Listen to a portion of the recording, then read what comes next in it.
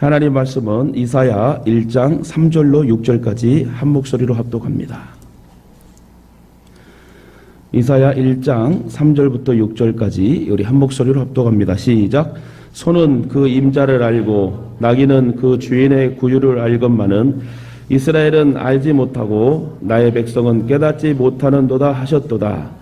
슬프다 범죄한 나라요 허물진 백성이요 행악의 종자요 행위가 부패한 자식이로다.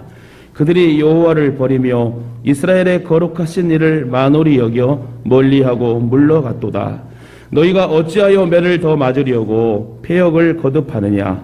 온 머리는 병들었고 온 마음은 피곤하였으며 발바닥에서 머리까지 성한 곳이 없이 상한 것과 터진 것과 새로 맞은 흔적뿐이거늘 그것을 짜며 싸매며 이름으로 부드럽게 함을 받지 못하였도다. 아멘. 우리 옆에 분과 인사합시다. 사랑하고 축복합니다. 한 번 더 인사합시다. 당신은 제대로 예배를 드립니까? 당신은 제대로 예배를 드리고 있습니까? 오늘 우리에게 주신 말씀은 저와 여러분이 예배를 잘 드리고 있는지, 바르게 제대로 잘 드리고 있는지 한번 점검해 보라는 하나님의 말씀의 사인임을 알고, 지금까지 내가 형식적인 예배자로서 그냥 떠밀려온 예배자였다면, 마당만 밟고 갔던 그런 발걸음이었다면, 오늘 말씀을 통해서 여러분 첫사랑을 회복하시고 마지막 시대 주님 나라 가서 천국에 들어가서 찬양하는 그날까지도, 찬양하는 그 순간순간이라도 우리가 하나님 앞에 영광을 크게 돌리며 진정한 예배자로 하나님께 인정받으시길 주님의 이름으로 축원합니다. 오늘은 당신은 제대로 예배를 드립니까? 라는 주제를 가지고 말씀 선포합니다. 존 웨슬리 목사님은 친절하고 인자하시다고 소문난 목사님이었습니다. 어느 예배 시간에 목사님께서 설교를 하고 있었는데 교인들 중에 몇이 졸고 있었습니다. 입을 벌리고 머리를 들고 조는 사람도 있고, 또 머리를 숙이고 처음부터 잠이여 오소서 하고 하는 사람들도 있었답니다. 목사님은 설교하다가 매우 안타까운 마음이 들어가지고 자는 사람을 볼 때, 조는 사람을 볼 때마다 가슴이 답답했다고 그래요. 근데 목사님이 갑자기 소리를 질렀습니다. 불이야! 불!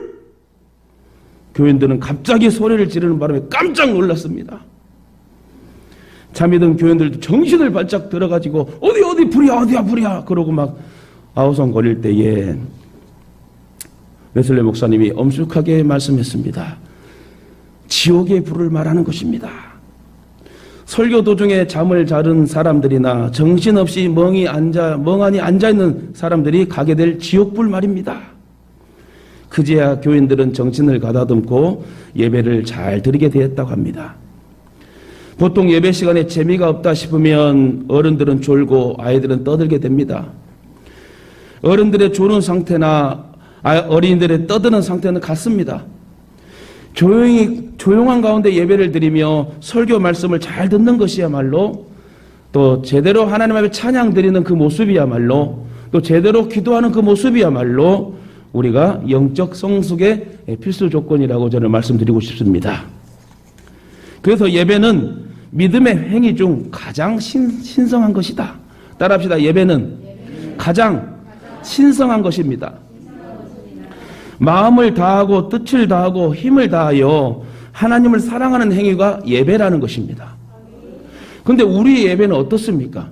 오늘 저와 여러분의 마음의 중심을 한번 돌이켜보면서 나는 예배 때마다 기쁨으로 자원하는 마음을 가지고 상한 심령으로 하나님 앞에 나와 예배를 드리고 있는지, 아니면 예배가 세컨이 되고 서드가 되고 있지는 않은지, 내 첫사랑이 계속 식어가지는 않는지 한번 여러분 점검해보면서 오늘 말씀을 잘 들으시길, 또 깨달으시길 바랍니다. 사실 경건이 없는 외적인 종교 형식은 하나님을 기쁘시게 하지 못할 뿐만 아니라 하나님께 대한 범죄가 된다는 걸 알아야 됩니다. 일주일에 딱 한 번 썬데이 크리스천처럼 한 번 딱 예배에 참석했다고 해서 예배를 드린 것은 아닙니다. 그렇게 한 번 딱 드려가지고 진짜 나는 신앙을 잘 지키고 말씀을 잘 지키며 하나님의 자녀답게 구원받은 자답게 잘 살아야 됐다면 문제가 없겠지요. 그러나 여러분, 목사나 성도나 예배를 등한히 하고 드리지 못하게 되면 여러분 정신이 미약해지고 혼란이 오게 됩니다. 결국 마귀의 밥이 되고 사탄의 밥이 된다는 것이죠. 이처럼 진실된 예배가 아니면 하나님을 속일 수 있기 때문에 오늘 저와 여러분 오늘 주일날 올 때 어떤 마음으로 오셨는지, 진짜 기쁨으로 오셨는지, 최상의 것으로 갖추어 입고 가지고 예배당에 오셨는지 한번 여러분의 마음을 점검해 보시고 여러분의 중심을 한번 헤아려 보시길 다시금 부탁드립니다. 예배는 하나님의 거룩한 영과 나의 진실된 영의 만남입니다. 그래서 예배는 무엇보다도 신성한 것이라고 얘기합니다. 그러나 형식적으로 예배에 참석하는 것은 거룩한 예배를 저급한 것으로 끌어내리는 것이에요. 오히려 예배를 통해서 하나님을 감동시키고 하나님의 거룩한 존재의 가치를 높여드릴 수 있는 예배자가 되어야 되는데 오히려 하나님을 격분시키고 거룩한 신성을 모독하는 그런 형식적인 예배의 모습은 하나님 받지 않으신다. 그래서 하나님은 이 이스라엘 백성들을 향하여 너희가 내 앞에 보이러 오니 이것을 누가 너희에게 요구하였느냐, 내 마당만 밟을 뿐이니라 하고 하나님이 통탄하셨습니다. 이사야가 살던 이 시대에 이스라엘 백성들이 하나님께 제사를 드리지 않은 게 아니었어요. 제사를 잘 드렸어요. 무수한 제물을 바쳤습니다. 순양으로 번제를 드리고 살찐 짐승과 어린 양을 잡아 제사를 드렸습니다. 그러나 하나님은 그들의 제사를 한마디로 악을 행하는 것이라 하고 지정했습니다. 또한 하나님은 백성들이 제사 지내던 것을 기뻐하시기보다는 내가 견디지 못하겠노라. 여러분 생각해 보세요. 오늘 저와 여러분이 예배 드리고 있는데 하나님 예배를 받고 계시는데 어떤 예배자들은 내가 너로 인하여 기쁨이 있다. 너로 인하여 교회가 부흥될 거야. 너로 인하여 나라와 민족이 살 거야. 너로 인하여 내가 아끼는 천하보다 귀한 영혼이 너로 인하여 부흥이 되고 전도가 될 거야. 이런 하나님의 마음을 감동시키는 예배자가 돼야 되는데 그냥 멍하니 와갖고 졸고 멍한 생각하고 현실과 환경의 물질의 생각을 하면 하나님 얼마나 답답하시겠어요. 따라합시다. 예배 드릴 때는 하나님만을 생각해야 됩니다. 할렐루야. 여러분 하나님만을 생각하십시다. 저를 보시길 바랍니다. 하나님만을 여러분 생각하고 하나님만을 바라볼 수 있는, 하나님 앞에 감동을 드릴 수 있는 진정한 예배자가 되시길 주님의 이름으로 축원합니다. 하나님은 제사의 진실성을 알지 못하고 가증스러운 제사를 드리는 이스라엘 백성을 향하여 다음과 같이 말씀하셨습니다. 이사야 1장 4절에 오늘 본문의 말씀처럼 슬프다 범죄한 나라요, 허물진 백성이요, 행악의 종자요, 행위가 부패한 자식이로다. 그들이 여호와를 버리며 이스라엘의 거룩한 일을 만홀히 여겼다. 여기서 만홀히 여겼다는 말은요, 호의적인 대우를 해주던 사람을 의식적으로 경멸하거나 몸서리치도록 싫어하는 태도로 대하는 행위. 뭐라고요? 만홀히 여겼다는 이 단어의 말은 호의를 베풀어 주신 그 은혜를 모르고 그 호의를 받은, 사랑을 받은 이 대상자가 호의를 베풀어 주신 그 하나님께 경멸하고 불평하고 원망했다는 거예요. 즉 거룩하신 하나님을 멸시하는 신성 모독적인 행위를 나타냈다. 다시 말해 하나님을 등한히 소홀히 여겼다.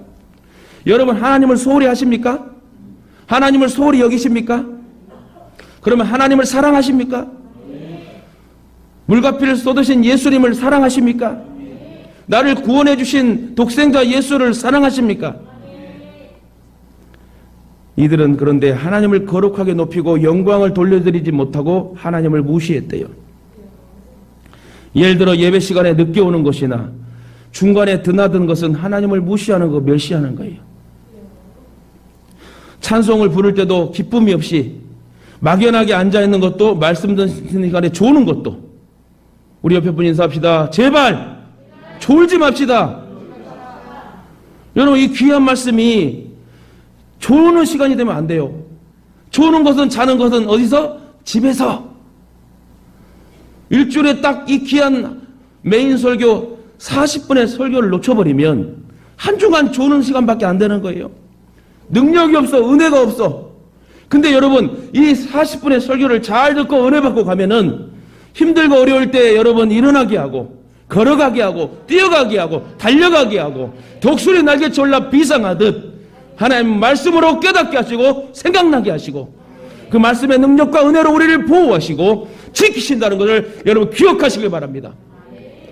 혹시 옆에 조는 분이 혹시 우리는 한 번도 없어요. 혹시 있거들랑 그냥 졸지 마세요. 빠면 때리면 안 되고 졸지 마세요. 이렇게 해서 다 같이 여러분 은혜를 받아야 되지 않겠습니까? 또 어떤 사람 다리를 꼬는 사람들이 있어. 다리 꼬는 것은 언제? 영화 볼 때. 저도 영화 볼 때는 다리를 꼬고 봅니다. 예배 드릴 때는 정말 자세도 중요해야 되고 마음의 중심의 자세도 중요하다. 그래도 주일날은 가장 최상의 것으로 입고 오라고 그랬잖아요.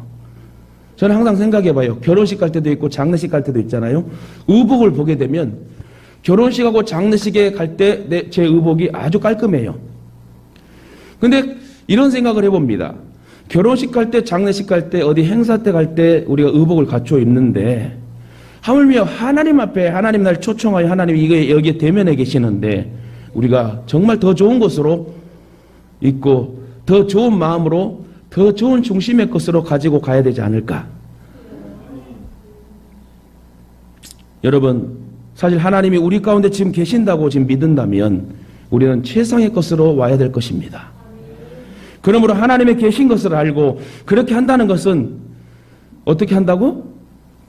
건성으로 오고 형식으로 오고 대충으로 온다는 것은 하나님을 만홀히 여긴다고 표현할 수 있는 것입니다. 특별히 주일을 거룩하게 지켜야 돼요. 주일 성수 거룩하게 지켜야 된다는 거예요. 주일날을. 주일날은 내 날이 아닙니다. 그래서 창세기 2장 3절에 뭐라고 했냐? 하나님이 일곱째 날을 복을 주사 거룩하게 하셨으니 뭐라고요?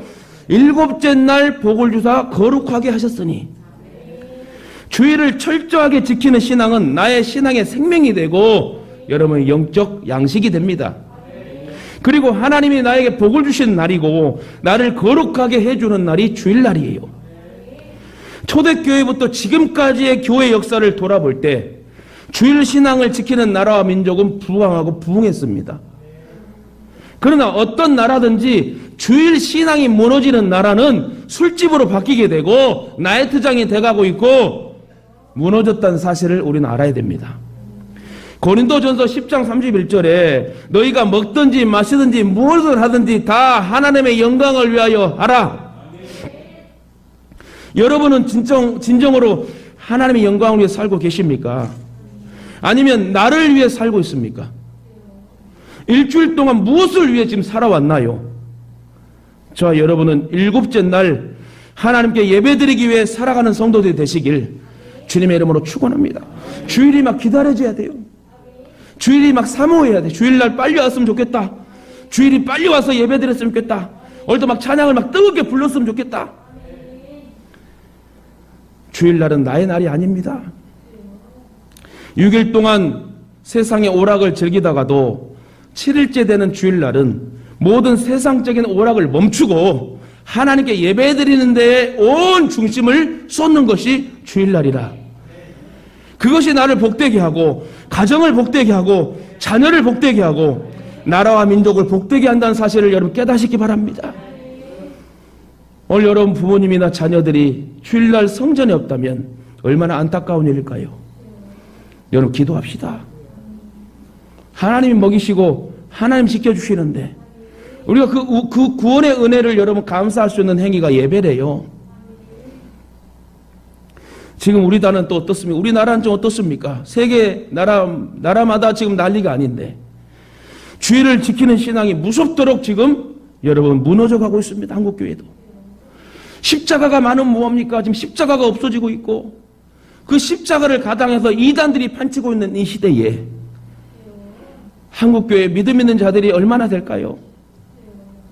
주일 신앙이 무너지면 모두 쓰러지고 넘어지는 것을 여러분 깨닫기 바랍니다. 주일만큼은 또 이렇게 얘기하니까 수요 금요예배는 또 등한히 여기는 그런 분은 없겠지만 오늘 말씀 뭡니까? 예배를 드릴 수 있는 그 시기 때에 기회의 때에 예배를 드리는 것이 복 있는 사람들입니다. 고로 마지막 때에 예수 그리스도의 피로 죄사함 받고 구원받은 자라면 주의를 지키는 것을 생명을 걸고 지켜야 된다는 거예요.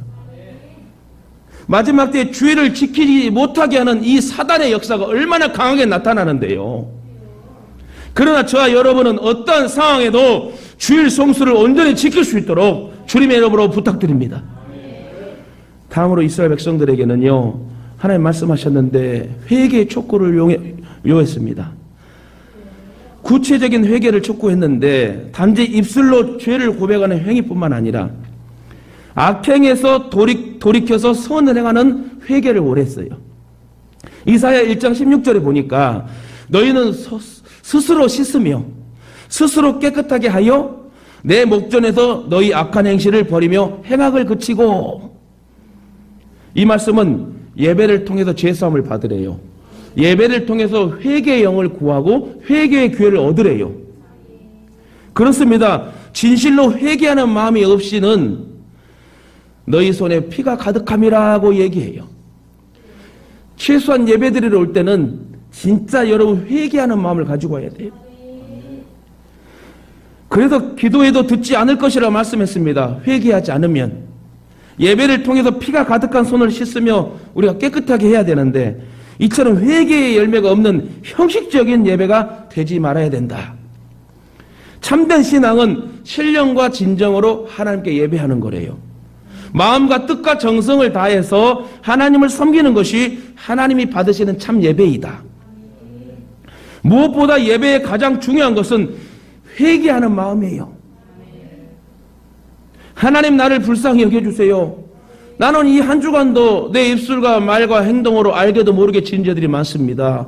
주여 나의 연약함을, 내 믿음 없는 생각과 마음과 행동을 용서해 주세요. 내 짧은 옛 구습을 아직도 벗어버리지 못하는 이 모든 연약함을 용서해 주세요 하고 하나님 나를 불쌍히 여겨주세요 하고 회개하는 마음으로 나오는 것이 예배란 말입니다. 여러분, 자녀들이 속썩일 때에 말을 안 들을 때 부모가 회초리를 듭니다. 그때 여러분, 자녀들이 지 잘났다고 내가 뭘 잘못했어 하면은 그냥 빗자루로 아무 데나 맞아요. 근데 눈물을 뚝뚝 떨어뜨리면서 아빠 잘못했어요. 그러면 부모가 여러분 화가 났더라도 그 분노를 멈추고 그래 내 딸아 아들아 그래 제발 이제 그러지 마 하고 회초리에 때리려다도 멈추고 그래 하지 마 하고 안아주는 그런 긍휼의 역사가 있어야 된다는 거예요. 하나님이 우리를 통해 그렇습니다. 우리는 저나 여러분이 다 죄인입니다. 죄인임에도 불구하고 우리를 위하여 십자가 지러 오신 그 예수를 우리는 속상해하고 여러분 격분시키면 안 된다. 그 예수 그리스도를 찬양하고 예배하고 기쁨으로 살아야 되지 않겠습니까? 봉사도 기쁨으로, 헌신도 기쁨으로, 모든 일에 기쁨과 최선을 다하여 하나님께 올려드리는 예배자가 여러분 제대로 드리는 예배자가 되지 않겠습니까? 그래서 회개하는 마음이 없는 예배는 형식적인 예배라 말할 수 있습니다. 제사를 지낼 때 양을 잡아 제물로 바치는 것은 자신의 죄값으로 양이 제물이 된 것을 말합니다. 구약의 제사가 그래요. 그렇다면 양을 잡을 때에 자신의 죄값으로 양이 죽게 된 것을 안타깝게 생각하고 똑같은 죄를 다시 반복되게 짓지 않도록 결단해야 되는 것입니다. 양이 죽어 제물이 된 것을 안타까운 마음이 없는 제물을 헛된 제물이라고 성경은 표현해요. 하나님은 이사야 선지자에게 이스라엘 백성들의 죄악을 공개적으로 선포하라고 명령하십니다. 이스라엘 종교 지도자들과 백성들의 죄악을 말씀하신 하나님은 죄악을 회개하는 자만이 함께하여 주실 것이라고 말씀합니다. 그러나 하나님의 권유에도 불구하고 그들은요 자신들의 죄를 회개치 아니했습니다. 회개치 아니할 뿐만 아니라 더욱 악한 짓을 범하였는데 그러한 죄를 이사야에게 오늘 선포해라. 그럼 어떤 죄악들이었겠습니까? 그것은 형식과 외식으로 가득 찬 그들의 신앙을 강하게 꾸짖는 것이었습니다. 사실 우리에게 신앙의 형식과 외식이 필요합니다. 모양도 중요하죠. 갖추는 것도 중요합니다. 즉 어떤 신앙적인 모양을 갖추고 그 모양을 꾸며가는 것은 상당히 필요합니다.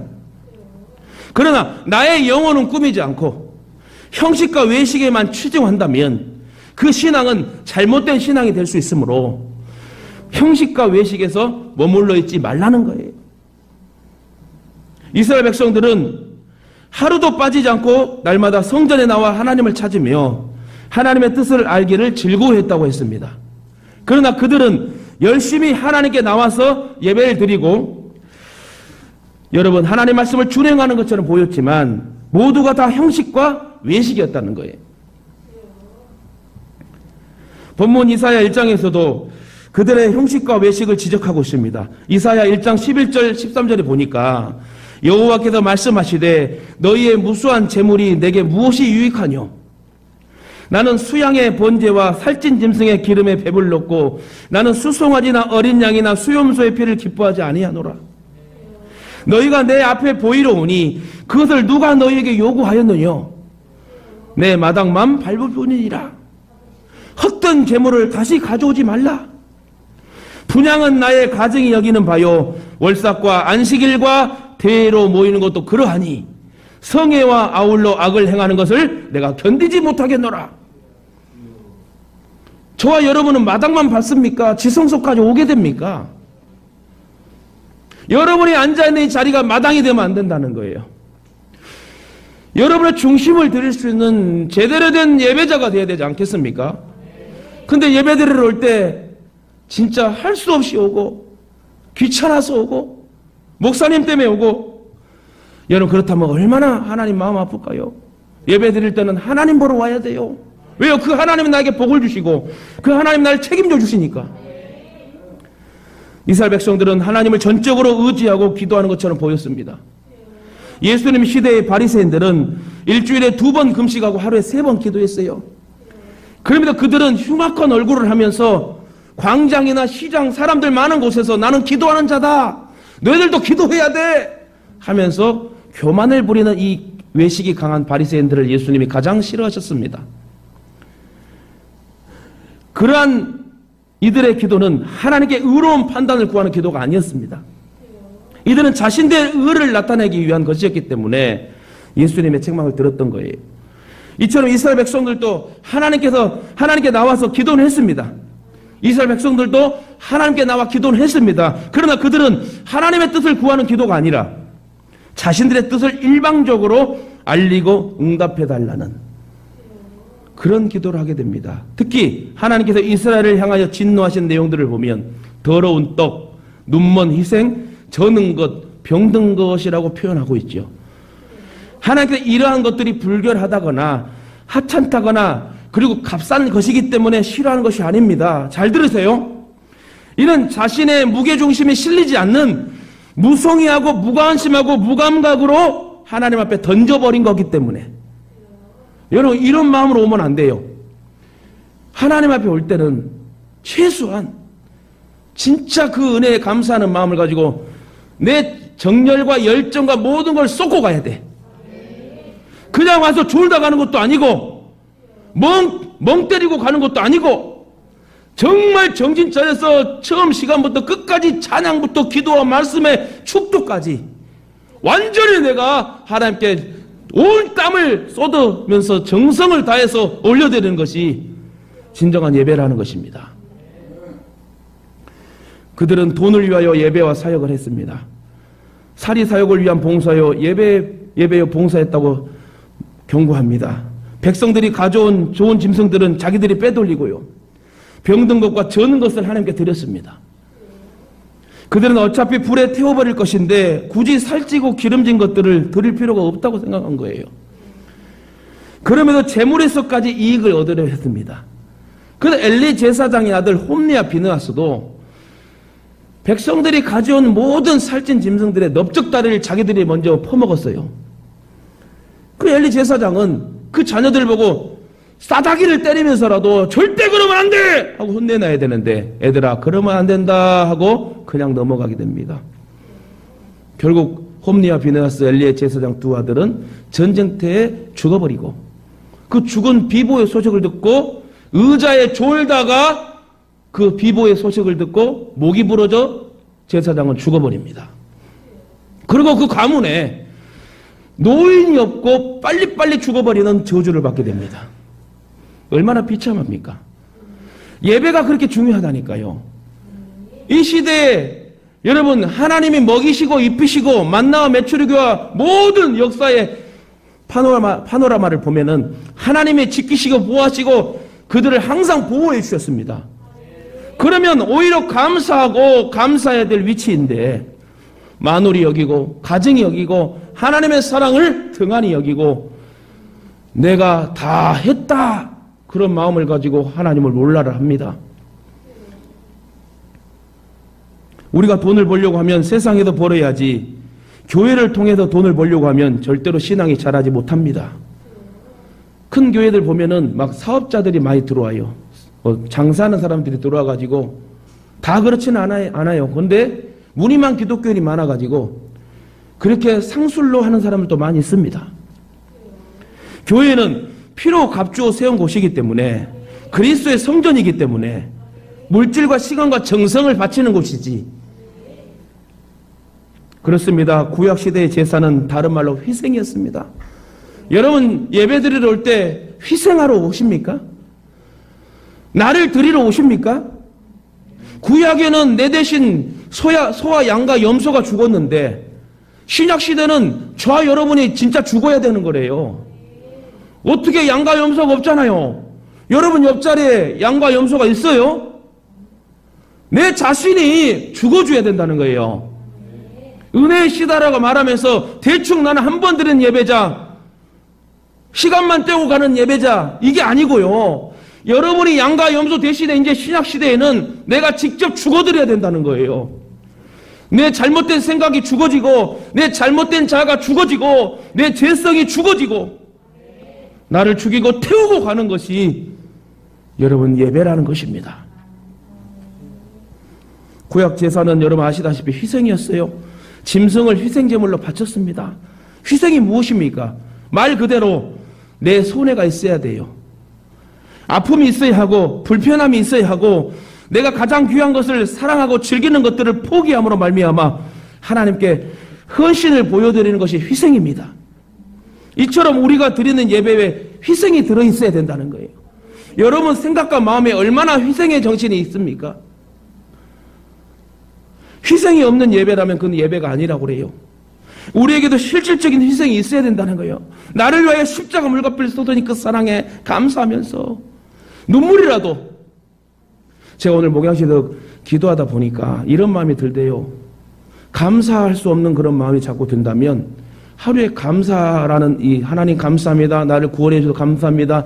나를 지켜주셔서 감사합니다. 나에게 밥을 먹을 수 있도록 인도해 감사합니다. 우리에게 교회해 주셔서 감사합니다. 이런 감사의 표현들을 펜으로 글씨로 하루에 30분만 쓰면은 와 감사의 사람이 되지 않을까 이런 생각이 확 들더라고요. 그래서 이따가 청년들 한번 제가 도입을 한번 해보려고. 청년들이 아멘이 없네. 여러분 순간 생각이 들었어요. 아 우리가 감사를 표현하면 진짜 감사의 역사로 돌아오지 않을까. 감사를 표현하지 못하니까 자꾸 마귀가 틈타가지고 불평하고 원망하게 하고 작은 것부터 큰 것까지 감사하지 못하는 배은망덕한 사람이 되더라. 시간이 바쁘고 할 일이 많지만 주님의 십자가 사랑에 감사하며 우선순위를 지키며 성전에 예배드리러 오는 그 자체가 희생이래요. 여러분 바쁜지 알아요? 피곤한지 알아요? 다른 사람들은 들로 산으로 놀러 가고 그러나 저와 여러분 하나님의 자녀되잖아. 하나님의 자녀된 의무가 예배라면 이왕이면 예배 드릴 때 여러분 제대로 드리는 예배자가 되어야 되지 않겠어요? 그런데 이스라엘 백성들은 눈먼 것 저는 것 가지고 있어봤자 골치만 아픈 그러한 소나 양을 없애버리려고 싶은 처치하기 곤란한 것만 하나님께 드렸다는 거예요. 제가 여러분 봉헌 기도할 때 축복기도 하잖아요. 그때 어떻게 기도합니까? 하나님 오늘 또 우리가 눈먼 것 저는 것 병든 것으로 아닌 가장 최상의 것으로 하나님께 올려드렸습니다. 우리의 땀방울을 받으시고 축사하시고 이 예물을 통하여 많은 생명을 살려주옵소서. 이 얼마나 추악한 모습입니까? 병든 것으로 왔대요. 눈먼 것으로 가져왔대요. 그냥 처치하기 곤란한 것들만 그냥 마당에 던져버리고 갔대요. 이 얼마나 추악한 모습이에요. 이들은 다시 말해 찌꺼기와 쓰레기 같은 것을 하나님 앞에 마당에 던져버린 거예요. 하나님 알아서 하시오. 나의 처치 곤란하니까 이거 처치하려면 돈 드니까 냄새 나니까 하나님 알아서 해요. 나 예배 드렸어이? 전라도라서 그래요 제가. 나 예배 드렸어이? 하고 그냥 마당만 밟고 마당에 탁 던져버리고 가. 그런 사람들이 많대요. 하나님이 거지예요? 아니잖아요. 하나님 청소부입니까? 근데 요엘 선지자도 너희는 마음을 찢지 말고, 아니 옷을 찢지 말고 마음을 찢고 돌아오라. 나도 헷갈리네. 너희는 옷을 찢지 말고 제발 마음을 찢고 내게 돌아오라. 로마서 12장 2절에 뭐라 합니까? 너는 이 세대를 본받지 말고 오직 마음을 새롭게 함으로 변화를 받아 하나님의 선하시고 기뻐하시고 온전한 뜻이 무엇인지 분별하도록 하라. 이처럼 하나님을 기쁘시게 하려면 먼저는 이 세상을 본받지 말아야 돼요. 이 세상을 부러워하지 말아야 돼요. 즉 세상이 추구하는 것들을 따라가면 안 됩니다. 우리가 순종하며 따라야 할 것은 하나님 말씀이지 세상의 소리가 아니잖아요.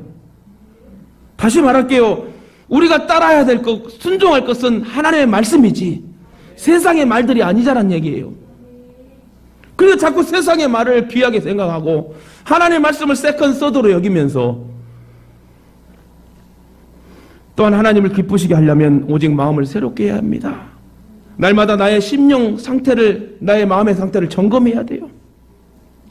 아울러 회개하는 심령을 가지고 살아간다면 우리의 마음을 새롭게 하며 주께 영광 돌리며 살 수 있을 것입니다. 말씀을 맺겠습니다. 사실 오늘날도 얼마나 많은 자들이 자기 위주에 빠져서 자신들의 잘못된 신앙을 모르고 하나님을 잘 섬기고 있다고, 나는 구원받는데 지장이 없다고 하는 사람들이 많습니까? 나 한 번 가고 예배 드리니 나는 구원받았어. 그런 사람들이 태반이래요. 사도 바울이 변화되기 전에 그랬지 않습니까? 바울은 자신이 열심히 하나님을 섬기고 있다고 생각했습니다. 그래서 열심히 예수 믿는 자들을 죽이기까지 하고 핍박도 하고, 하물며 스데반이 돌에 맞아 순교당하게 할 때 잘 맞춰 죽으라고 옷을 들어준 사람이 바울 사도였대요. 그러나 그는 다메섹 도상에서 예수님을 만나고 나서 완전히 변화됩니다. 그의 무지한 행동을 깨닫고 제대로 예수를 전하는 사람이 돼야 되겠다. 요한복음 4장 24절에 아버지께 참으로 예배하는 자들은 신령과 진정으로 예배할 때가 오나니 곧 이때라. 아버지께서는 이렇게 자기에게 예배하는 자들을 찾으시느니라. 하나님께 예배드리는 것이 세상에서 가장 소중한 일이에요.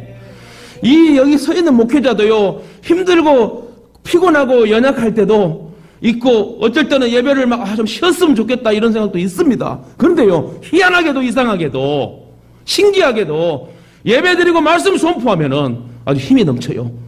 막 치료가 임해요. 회복이 임해요. 능력이 임해요. 비전이 임해요. 꿈이 생겨요. 이게 예배라는 거예요, 여러분. 저도 여러분 정말 번아웃 상태가 있었고 힘들었던 상태가 있었습니다. 신학 공부를 하면서도. 목사 안수 받기 전까지의 모든 과정을 다 밟고 공부했고, 나는 그래도 목회하기 싫어, 힘들어, 이게 목회라고 한다면 나는 하기 싫어. 그런 상황에서도 하나님은 지키시고 인도하시고 예배자로, 목회자로 세우셨습니다. 하나님께 예배드리는 것이 가장 소중하대요. 그렇게 번아웃 상태에 힘들었을 때 어떻게 회복됐는 거요? 어떻게 회복된 줄 아십니까? 말씀을 통해서 회복됐어요. 예배드리고 말씀을 통해 딱 듣는데 하염없는 눈물이 얼마나 흘러내리고 내가 주인님을 통탄하면서 제가 다시 목회하겠습니다. 제가 목사 안수 받겠습니다. 그러면서 하나님이요, 8가지 알바를 통해서 500-600 벌었던 것을 한 달 만에 그냥 착착착착 정리해 주시고 완전히 교회 사택 들어가게 하고 사무실에서 완전히 12시까지 공부할 수 있는. 아멘 나오네요. 나는 힘들었는데. 근데 하나님의 인도하심이었어요. 하나님의 인도하심. 저는 하나님의 인도하심으로 말하는 거예요. 뭘 통해서? 말씀으로 확 은혜를 주시더만 한 달여 만에 모든 걸 정리하게 하시고 완전히 사찰 집사가 되고 강도사가 되고 목회자가 되기까지 부교육자 15년 생활이요? 한 교회에서 10년 섬기는 거요? 보통 일이 아닙니다, 여러분. 인내요. 저는 신학과 목회를 두 글자로 정리하라면 인내라고 생각해요. 저도 여러분 성질 있고요. 하고 싶은 꿈이 있고 비전이 있는 사람이에요. 그런데 여러분 이 모든 것을 내려놔야 되고 참아야 되는 게 목회고 신학이더라고요. 저는 우리 교회가 반드시 부흥할 줄 믿어요. 반드시 우리 장로님 오늘 기도하신 것처럼 5천 교회를 세우고 주님의 기쁨으로 부둥켜 안김받고 천국으로 환송되는 그런 축복의 성도들이 될 줄 믿습니다. 그러니 여러분 예배를 제대로 드립시다. 제대로 된 예배를 드려서 인정받읍시다. 칭찬받읍시다. 상급받읍시다. 풀리고 열리고 뚫립시다. 귀신을 섬기는 무당이나 점쟁이들도 얼마나 자기가 섬기는 귀신을 정성스럽게 섬기는지 몰라요.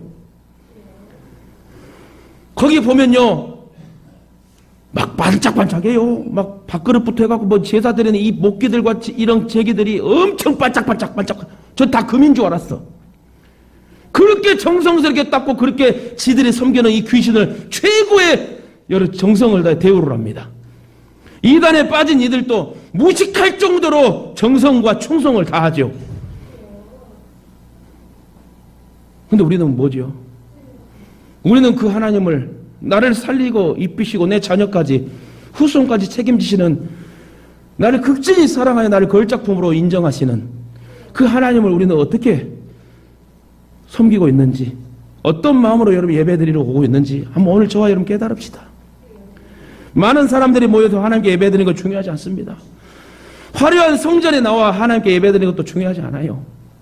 소수가 모였더라도 내 혼자 예배를 드렸더라도 내 신령과 진정의 마음을 가지고 받은 은혜에 감사해서 내 모든 걸 드릴 수 있는 제대로 드리는 찬양과 기도의 말씀의 순종이 깨달음이 저는 예배자라고 생각합니다. 그러므로 예배가 아닌 다른 방법으로 하나님을 섬길 수 없습니다. 따라합시다. 예배가 아닌 다른 방법으로 하나님을 섬길 수 없습니다. 이 말은 뭐예요? 예배가 기본이 돼야 된다는 거예요. 예배부터 돼야지 뭐든지 영광을 돌릴 수 있는 섬김의 사람이 될 거 아닙니까? 주님 내가 여기 있사오니 나를 사용해 주세요. 나를 써주세요는 찬양을 하면서 내가 예배부터 기본이 되지 않는다면 하나님 그 어느 곳에 어떻게 쓰시겠습니까? 분명히 저와 여러분이 준비만 되면 하나님 쓰셔요. 준비가 안 됐기 때문에 못 쓰임 받는 거예요. 특히 예배를 드리지 않으면서 하나님을 믿는다는 것을 그런 건 있을 수 없는 일입니다. 예배를 드리지 않으면서 어떻게 하나님 믿는다고 할 수 있어요? 왜 교회가 있고 왜 목사가 있겠어요? 예수님은 하나님은 영이시니 예배하는 자가 영과 진리로 예배할지니라 말씀하셨습니다. 그래서 아버지께서는 참되게 예배하는 자를 지금 찾는데요. 지금 거짓되게 예배하는 자 이단에 빠져서 자기들이 예수인 마냥 사칭하고 다른 복음을 전하는 사람들이 얼마나 많고 그 다른 복음에 잘못 복음을 접해서 헬렐레 하는 사람들이 얼마나 많아요. 그래서 하나님은 바른 예배를 찾는 자, 참되게 예배하는 자를, 제대로 예배하는 자를 지금 찾고 계신대요. 신명기 6장 5절에도 하나님께서도 이스라엘 백성들에게 너는 마음을 다하고 뜻을 다하고 힘을 다하여 내 하나님 여호와를 사랑하고 섬기라. 이처럼 예배를 통해서 하나님을 섬길 수 있어요. 그러므로 하나님을 믿는 행위로서 가장 중요한 것은 예배입니다. 하나님은 성도들이 드리는 예배를 기뻐하십니다. 다시 말해 저와 여러분이 예배드리는 걸 기뻐하셔요. 아까도 예수 십자가의 피로써 여러분 코로나만 아니면 저는 아마 방방 뛰면서 했을 거예요 아마. 나중에 무선 마이크 하나 좋은 거 사고 그냥 여기 갔다 저기 갔다 그럴 날이 올 겁니다. 아멘. 여러분 옆에서 같이 찬양할 거예요. 아마 특성할 거예요. 여러분 우리도 큰 무대 한번 서봅시다. 아멘 한 사람처럼 같이 설 줄 믿고 꿈이 커야지요. 그죠? 미국 갔다가 캐나다 갔다가 동남아 갔다가 전 세계를 돌아봤어. 우리가 저와 여러분이 같이 비행기 값도 하나님 다 태워주시고 가서 같이 예배드리고 돈 안 벌어도 되고 하나님 돈 다 주시고 그런 날이 올 줄 믿고 우리가 꿈을 크게 가지고 우리가 제대로 된 예배자가 된다면 하나님 주지 못할 게 뭐가 있습니까? 죽은 자도 살리시고 홍해도 건너게 하신 그 하나님의 능력의 역사가 지금도 내 기도를 들으시고 내 형편과 처지를 알고 계시고 나를 사랑하는 내 딸 아들아 내가 너를 지명하여 불렀나니 넌 내 것이야. 이렇게 나에게 속삭여 주시는 확증을 말씀으로 주신 그 하나님 앞에 우리가 제대로 예배를 드려야 되지 않겠습니까? 또한 우리는 예배를 통해서 하나님과의 만남이 이루어집니다. 그리고 예배를 통해서 하나님께 신앙 고백을 드리죠. 저와 여러분이 예배를 통해서 찬송과 경배를 하나님께 올려드리고 있습니다. 그러므로 우리들은 예배를 드림으로 거룩한 성도가 되는 거예요. 근데 중요한 것은 예배다운 예배를 드려야 되는데, 다시 말해 제대로 예배를 드려야 한다는 거예요. 예배답지 못한 예배는, 특히 제대로 드리지 못한 예배는 하나님을 만홀히 여기는 것이랍니다. 그렇다면 오늘 우리가 드리는 예배는 하나님께서 찾으시는 제대로의 예배입니까? 여러분은 마음과 뜻과 힘을 다하여 하나님을 사랑하는 예배를 드리고 있습니까? 저와 여러분이 하나님을 기쁘게 하는, 즉 제대로의 예배를 드린다면 다양한 일이고 복을 받는 행위인 줄 믿습니다. 그러나 하나님께서 받으시기 합당하지 않는 예배를 드리고 있다면 지금 속히 고쳐서 예배다운 예배, 즉 제대로 된 예배를 드리시길 바랍니다. 질문 하나 하고 마치겠습니다. 혹시 저와 여러분은 교회 마당만 밟고 돌아가지는 않습니까? 아멘.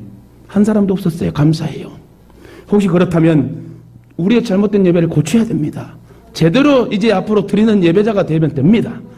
천국 가는 그날까지, 아니 천국 가서라도 영원토록 하나님이 받으실 만한 제대로의 예배를 드리시길 다시금 주님의 이름으로 축원합니다.